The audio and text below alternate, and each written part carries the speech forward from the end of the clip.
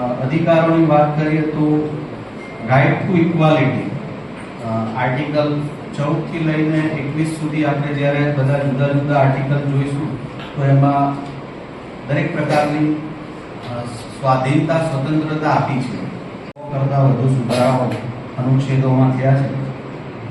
એમાં મેં એટલું ખાસ જોયું કે સૌથી મહત્વનો જો પાયો હોય બંધારણનો જે દરેક નાગરિકે જાણવું જોઈએ। પ્રિન્સિપલ સાહેબે કીધું કે તમને તમારી મૂળભૂત ફરજો ખબર હોવી જોઈએ। તો આટલા કરોડની સાયબર ડિફાઇન કરી વાંચતા હોઈએ છીએ આપણે, તો એના માટે એક જ ઓપ્શન છે, સાયબર ક્રાઇમને પ્રિવેન્ટ કરવો પડશે અને એના માટે અવેરનેસ જ એક ઓપ્શન છે। ક્રાઇમ એટલે શું છે કોઈને આના અંદાજો?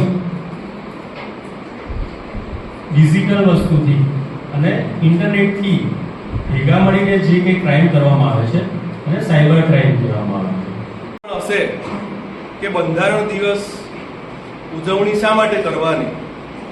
અહીંયા આપણી વચ્ચે ડિસ્ટ્રિક્ટ લીગલ સર્વિસીસના અધિકારીઓ જોશી સાહેબ અને એમની આખી ટીમ છે, સાથે સાથે સાયબર ક્રાઇમના અધિકારીઓ પણ છે।